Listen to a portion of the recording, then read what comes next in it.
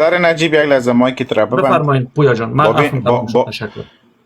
من از این دوستا خواهش میکنم، آقای قاسم منیب هم هستن. ممی پدر آقای قاسم منیب، اگر شما میخواین بالا بیاین لطف کنین دست بلند کنین که من این پدر نجیب را پایان ببرم. شما بیاین بالا، چون از پدر نجیب مسلمانان را کافر میسازه با صحبت های خود. پدر نجیب شما لطف کنین دست بلند نداره. اجازه بدینش که شنونده باشه لایک کنه. پایین بشینه لایک کنه.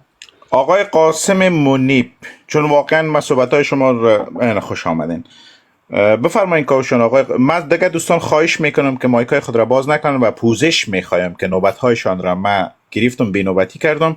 با آقای قاسم منیب من نوبت را میدم. بفرمایید آقای قاسم منیب. بله، ایشان قضاوت خود را از برنامه بگوین لطفاً. ما میخوایم بشنوم، علاقمند این مسئله هستم. سلامت و بخیر باشه.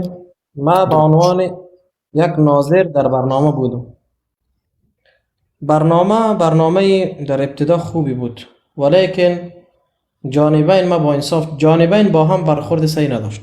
او هم دشنام داد که قبول میکنم، کاوش خودت هم که هست با امهات المؤمنین مقدسات دینی توهین کردی که من صدای خود بلند کردم. توهین نکن. توهین گفتی که دیگه چیز است، خلوت با آیشه که از خلوت با مردان بیگانه دینی که خود تو جریان صحبتات یا مناظره تو مورد امر رضاع کبیره بود، نه توهین بود. توهین نبود. شما بحثی داشتین، ما اومدم در اونجا دخالت کردم، گفتم موضوع عنوان موضوعتون واضح هست، حاشروی نکنین، امی بحثتون شما آغاز کنین.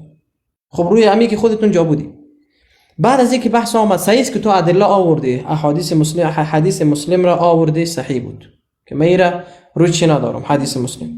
و اما حدیثی که آوردی در باب دیگه خورده شدن همان آیه رجم با آیه رضا، حدیث مشکلات زیادی خود داره.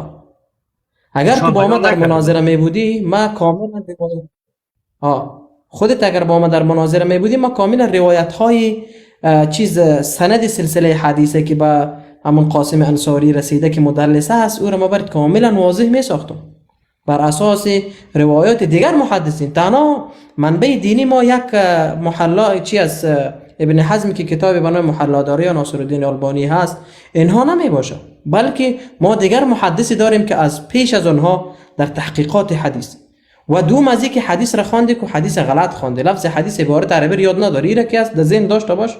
نه تو عبارت عربی یاد داری و نه هم افغان دعوت، هر دویتون یاد ندارین. صحیح واضح بگم. من نمیگم که استاد زبان عربی است. یک عالم دانشمند بیاید. اجازه بدین یک مسئله. ببینین بزرگوار، این چی از دوستان میآید؟ خب بر صورت ما گفتم خلاص کنم. بفرمایید کلامتان را منعقد کنید. طولانی نشه. حدیث را خوندی. روایت گفتین به شرط بخاری هست. یعنی به شرط بخاری چی معنی؟ امیر از خود مپرسان میکنم. به شرط بخاری یعنی معنا چی؟ خب ما پاسخ میدم، شما حرفتون رو تکمیل کنید. صحیح علی شرط، یعنی حدیث است که صحیح علی شرط البخاری. امی صحیح علی شرط بخاری معنا چیست میفهمی خودت؟ بله، شما گفتم حرفتون رو تمام کنید، ما جواب میدم برات. تعریف من نگاه کو، بگی تعریف من نگاه کو، که کمره خودم میزنم پیش نرو. تعریف من نگاه کو.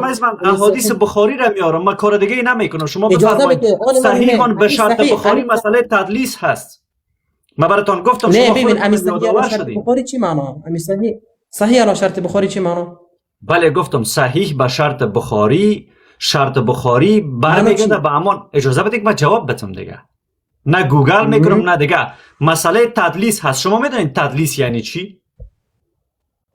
میفهم تدلیس یعنی چی. صحیح به شرط بخاری برمیگرده به مسئله تدلیس بزرگوار. خب همین صحیح علی شرط بخاری یعنی چی معنا؟ این معنی زیر فارسی بگید. صحیح به شروطی که بخاری برای صحت حدیث گذاشته. جان برادر. آفرین. یعنی حدیث مشکل داره صحیح. من گوگل نمیکنم. ما برای خودم گفتم ما علم رجالتون رو مطالعه کردیم. باید به گوگل نیست. یعنی حدیث که مشکل داشته با حدیثی که مشکل داشته باشه، در او که از بخاری دخالت کنه که حدیث مدلس داره، پس او حدیث برای ما مورد اعتبار نیست جناب. حالا ببینین مسئله صحیح به شرط بخاری، علی شرط بخاری جان برادر افغان بخاری کاوش اجازه خارج بدید دارم. دیگه. شما صحبت کردین، من شنیدم، من حدیث بخاری را آوردم، من مرد گوگل باز نیستم، من کتاب بخاری را باز کردم. ما قبول دارم کاملا که تو با اسناد آمدی احادیث ها رو آوردی، من همش قبول میکنم. ما کسی که با سند ملحد باشه مسلمان باشه با سند صحبت نکنه ما دروغش میکشم. افغان دعوا حدیث را آورد به نام امام مسلم، لفظ عبارت عربی را آورد و قول جمهور فقها است که جمهور فقها میگن حدیث رضاعه خاص برای همان سالم. حالا شما من حیث یک سهله هست. مسلمان اقرار میکنین که در حدیث صحیح مسلم نیامده که این مسئله تنها مخصوص بله. سالم هست؟ اقرار میکنین من حیث مسلمان؟ نه، در لفظ حدیث این آمده و در ما از بله، الله من میترسم در میگم روز شما قیامت. متوجه شدین. بسیار عالی، در صادق اجازه هستین. بدید. در روز قیامت کسی که حق نمیگه در دهنش لجام آتشین زده میشه. خودت که ملحد هستی، اینجا که از هزارها ملحد مشاهده کننده است، به ما مشکل نیست. در لفظ حدیث نامده که این خاص برای سالم و سهله هست، اما جمهور از علما محدثین و فقها نظرشان بری هست که این حدیث خاص است برای سالم و سهله، و بعضی از علما میگن که نه حدیث عام است. ابن تیمیه دیدگاهش همی هست، میگه در حالت ضرورت مشکل نداره. خب بله. علما دیدگاه علما را بیاریم، کلی از این بیاریم در یک نامعلومی خود که چیز کنیم. پس برای ما بهتر است که دیدگاه علما و فقها و محدثین خود پیشکش کنیم در برابر این حکم. خب افغان کاوش، ما خود جوان میفهم، جوان با تحقیق هستی، تحقیقات قابل پذیرش است. وقتی با ما اگر بحث میکنیم، ما اول در باب شبهه وجود خدا الله سبحانه و تعالی با تو بحث آغاز میکنم. لایف بگی اعلان بده 50 امشب من خسته هستم عزیز من. امشب نه، یک هفته برات وقت از ضیاف وقت میگیری فقط شبهه در باب وجود الله. امی مشکل، امی کسی که خدا ناباور است بود هر شبهه را از هر جهت میاره، لیکن در باب وجود الله سبحانه و تعالی میایی با ما با ادله از منبع اساسی صحبت میکنیم. فهمیدیم با ما که هست وقتی میایین در باب وجود الله که خدا وجود داره، پس الله در کجا هست؟ آیا الله دیگه جسم ذاتی داره العیاذ بالله، و یا هم الله مثل بشر است یا مثل کدام مخلوق دیگه است؟ روی همین موردی که باید صحبت شود وجود الله هست و وجود این کائنات است. میای با ما به عنوان یک پژوهشگر دیگه ادیان هستی و به عنوان یک پژوهشگر و یک دانشجو و پژوهشگر علوم اسلامی و ادیان و مذاهب و فرق اسلامی. از این لحاظ دیگه وعده ما تو این تیک تاک من در صفحه مسیج کو هر وقت خواسته باشه اعلان بده در صفحه که لایکت بلند است 50 یا وی اس میگن چی میگن اما قسم بیا با هم صحبت میکنیم. لیکن متوجه باش ما در هر حکم ادله صحیح طلبگار هستم. وقتی پاسخگو نبودم و معلومات نداشتم سکوت میکنم، میگم نمیفهمم اینجا، بگذار موضوع به دیگه جا. از این لحاظ مطالعه کن، برنامه تنظیم کن. در هر چیز ما باید بیاییم با ادله صحبت کنیم. امروز جهان 20 سال قبل نیست، امروز جهانی هست که همه چیز در اختیار ماست. نه کل علم دنیا تا کل علم ملاهای دنیا درمی هست. در صفحه داخل شو در مورد طلاق در باب مثلا علمای افغانستان کلی ایزی بتن که اگر یک مرد در حالت غضب زنش طلاق نمیشه. ما آوردم قول علما رو بیان کردم، بعد از این آمدم گفتم که طلاق در حالت غضب برای اساس نمیشه. حالا یک سوال دیگر هم صادقانه جواب بدین. یک سوال دیگر من حیث یک مسلمان، من نمیتونم تصویرتون را در کنار خودم بزرگ بسازم، قرار بدم. متاسفانه میخواستم تصویر خودتون بزرگتر از ما باشه چون ادای احترامم شوه. ببینین بزرگوار، در برنامه شما شاهد بودین دانش این دوست بزرگواری که آمده بود از اسلام دفاع کنه، در مورد دانش اونها از اسلام 2 دقیقه صحبت کنین لطفا. من حیث یک فرد محقق که شما هستیم بفرمایید در مورد دانش ایشان 2 دقیقه صحبت کنین که ایشان آیا برابر، نمیدونم، حالا شما خودتون بگین که ایشان چی سوادی در باب اسلام دارن. آقای که به نام افغان دعوه بود، ما قبلا اشاره شما گفتین کسی دروغ بگه در دهنش در روز رستاخیز آتش ریخته میشه. حالا شما واقعیت را بیان کنین. سوال هست. لازم نیست که ما بگم که چقدر سطح علمی داره. ما سطح علمی از او رو بررسی کردیم، او تو اندازه نبوده که در این مورد آمده صحبت کنه، چون معلومات کامل از احادیث پیامبر نداره. و تحلیل تجزیه کردن نمیتونست. ما از حقیقت نمیگذارم، ولیکن تو اندازی از این نبود که میامد با شما در این مورد بحث میکرد، چون موضوع رضاع کبیر یا خوردن همان ورقی که در او آیه رجم و آیه چی بود، این احادیث مشکلات های خود داره، باید یک محدث میامد تحلیل علمی میکرد و قناعت میداد. اما دیگه همونجا داود اشنام بود دیگه، شکر که داود اشنام ما یاد داریم. حالا اجازه بتین که ما اونجا اجازه ندادین که من رد کنم مسئله داود اشنامتون را. حالا اجازه بتین بعد از این مدت 10 دقیقه که شما صحبت کردین مسئله داود اشنامتون را من رد کنم از روایات کتاب خودتون صحیح بخاری. ببین بزرگوار، کتاب صحیح بخاری باب 3 حدیث 251. ببینین خوب گوش کنین. از ابو سلمه روایت است که گفت من و برادر رضاعی عایشه، من و برادر رضاعی عایشه نزد وی رفتیم و برادر وی در مورد غسل پیامبر از وی سوال کرد. از عایشه سوال میکنه برادرش. ببین یک میگم گوش کن، این حدیث فعلا در یاد من است. یک مورد اجازه بده، حدیث اول کو لفظ فارسی، من لفظ فارسی قبول نمیکنم. اینجاست که حدیثی دیگه که ترجمه من فارسی شده مناظره نمیتونم بکنم چون شما عربی بازی میکنین. من با شما نمیتونم مناظره کنم چون شما عربی بازی اجازه میکنین. بده، کتاب من صحیح کتاب بخاری حدیث را را کسی ترجمه کرده؟ اجازه از کتاب صحیح بخاری بسیار ترجمه شده، او را که هست مترجمش را بگوید. یک مترجمش حتی را بگیرید. در یک ببینین یک مترجم از او به نام چی است، ابراهیم کیانی هست. ابراهیم، دکتر ابراهیم کیانی، عالم اهل سنت ایران است، قبول دارم. صحیح ترجمه بخاری کتاب صحیح البخاری خود صحیح بخاری محمد ابن اسماعیل بخاری از کجا بود؟ از بخارا بود. مشکل بخارا نداره در مورد سند بود و نبود از این پرسان. بخارا در ازبکستان است، او را میفهم. خوب حالا گوش کن، آشریه نکن. حالا شما بگید نه آشیه نمیره. فعلا خوان کردین من شنیدم آقای منیب عزیز. حالا پیش نرو، حالا ما با تو لحظه بحث ندارم اصلا. نه من با تو بحث نمیکنم روی هیچ موردی. اون توهینی که شما گفتین مادر مؤمنان پیش روی مردان غسل میکرده برادر،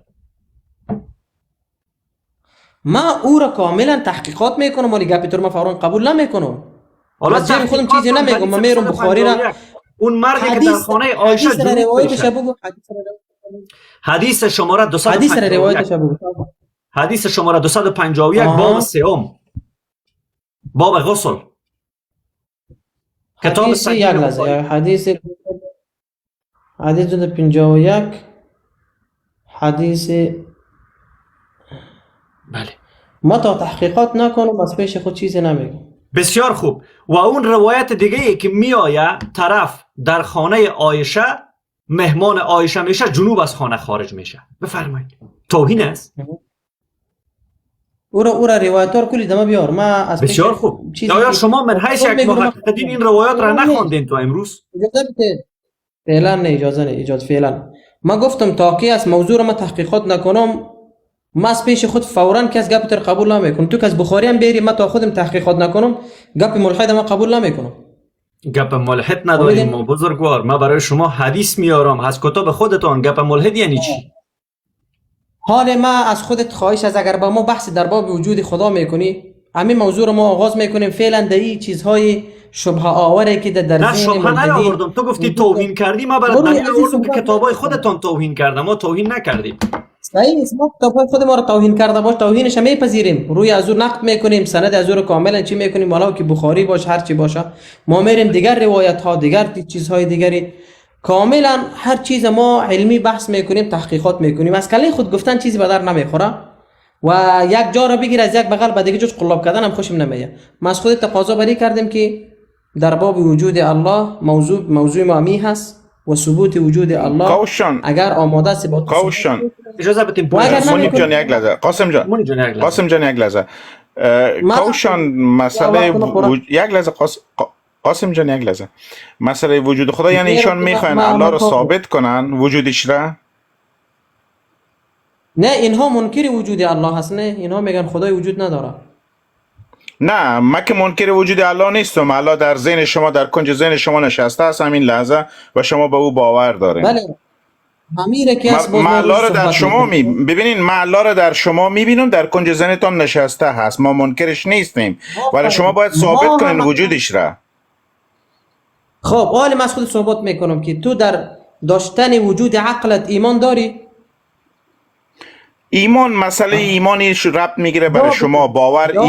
باور و ایمان چیزی است که ربط میگیره به شما. وقتی شما میین درباره وجود الله میخواین صحبت کنین، به این معنا است که شما میخواین وجودش را ثابت بکنین. متوجه هستین؟ صحبت میکنم. ما اول از خودت پرسان میکنم که تو در وجود عقلت یقین داری، باور داری که من عقل دارم؟